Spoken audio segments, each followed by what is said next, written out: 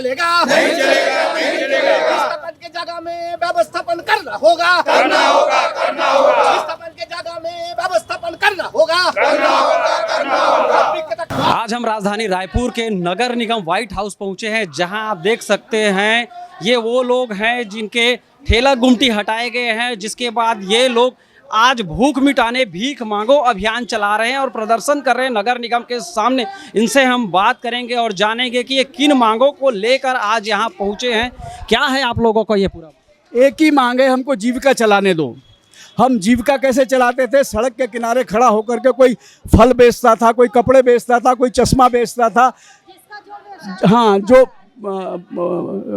नींबू पानी बेचता है, कोई नारियल पानी बेचता है, मौसमी काम करता है। और इसके लिए एक पथ विक्रेता कानून बना हुआ है केंद्र सरकार का 2014 से पथ विक्रेता कानून बना हुआ है और सुप्रीम कोर्ट ने उसके लिए गाइडलाइन दी हुई है। उस गाइडलाइन के आधार पर ये है, वो एक अध्ययन के बाद ये समझ में आया कि हर शहर में उसकी आबादी का 2.5%, जैसे रायपुर की आबादी 16 लाख है तो ऐसा व्यवसाय करने वाले 40,000 होते हैं। तो उनके लिए सुप्रीम कोर्ट ने कहा है कि भाई जो लोग हैं उनका पहले सर्वे किया जाएगा। सर्वे के बाद उनको सबको जहाँ पर व्यवसाय कर रहे हैं वहाँ का पहचान पत्र दिया जाएगा और उसके बाद एक टाउन बेंडिंग कमेटी बनेगी। टाउन बेंडिंग कमेटी में सरकार के लोग रहेंगे, नगर निगम के लोग रहेंगे और इनमें से 40% चुने हुए लोग रहेंगे। इन लोगों में से 40%, और ये सब लोग मिलकर तय करेंगे कि बेंडिंग जोन कहाँ बनेगा।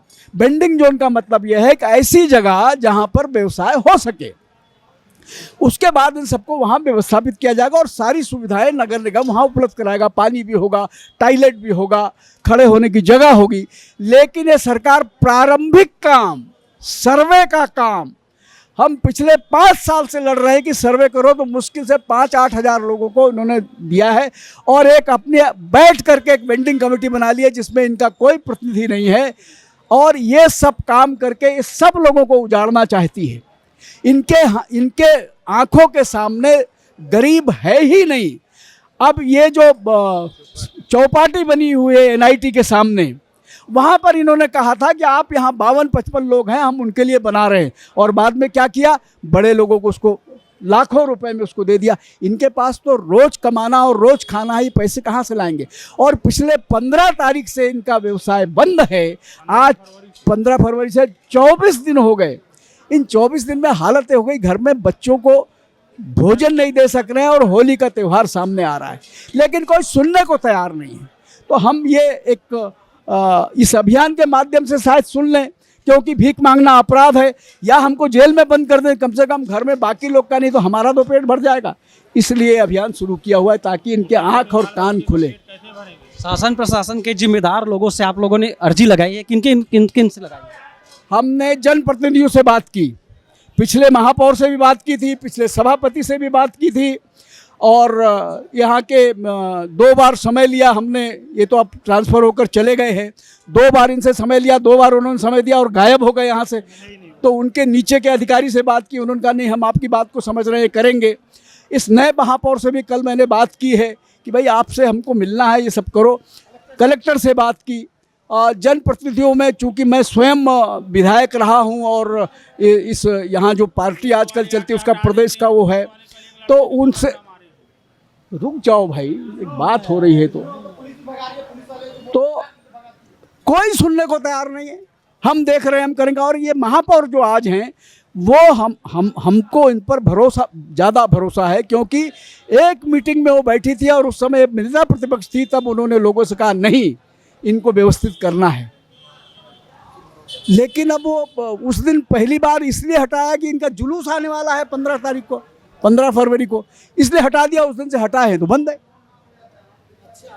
तो मुश्किल ये है कि विपक्ष में जब रहते हैं तब एक भाषा होती है और फिर जब सत्ता में आ जाते हैं तो भाषा दूसरी हो जाती है। तो ये तो भूख की लड़ाई है, ये पेट की लड़ाई है। भूख की लड़ाई, पेट की लड़ाई जैसा आप बता रहे हैं। भीख मांगो अभियान आज चला रहे हैं आप, ये अभियान कब तक चलेगा, आगे की क्या रणनीति होगी? हमारा व्यवसाय नहीं होगा जब तक व्यवस्थित नहीं करेंगे, तब क्या करेंगे? भीख मांगने के अलावा कोई चारा नहीं रह गया है। इसलिए भीख मांगेंगे। भीख मांगने का सरकार के पास है, भीख मांगना अपराध है, या तो हमको बंद करके जेल में उठा के डाल दे। तो कम से कम बाल बच्चे यहाँ भूखे, बाल बच्चे भीख मांगेंगे, वो जेल में आ जाएंगे तो कम से कम खाना मिलेगा। इस सीमा तक जाने के लिए हम तैयार हैं। सामने होली का त्यौहार है, जनप्रतिनिधियों से या शासन प्रशासन के लोगों से क्या कोई आश्वासन मिला है? महापौर से बात हुई थी तो उन्होंने मुझे कहा कि होली के बाद अपन बैठेंगे। तो होली तक तो हम शायद जिंदा रहेंगे क्या। हमारे साथ कुछ महिलाएं भी हैं, उनसे भी हम जानेंगे कि ये किस तरह की समस्याएं आ रही है, किस तरह की समस्याएं आ रही है। सर मैं जी रोड में दुकान लगाती हूँ। मैं कुछ नहीं चाहती, हमारा जीवन यापन वहाँ से हो रहा है। हमारा दुकान बार बार बंद करवा दिया जा रहा है, तो हम कैसे जिएंगे सर। अब तो कुछ नहीं कर सकते क्योंकि हम बहुत दिनों से वही बेचते हैं, वही जी खा रहे हैं, तो उस पर हमें दिक्कतें आ रही। तो हम चाहते हैं हमारा रोजी रोटी चलते रहे, बस और कुछ नहीं चाहते सर। जो सबको साथ लेके चलने की बात करता है, उसी होली के बाद इनकी समस्याएं सुनी जाने की बात कही जा रही है।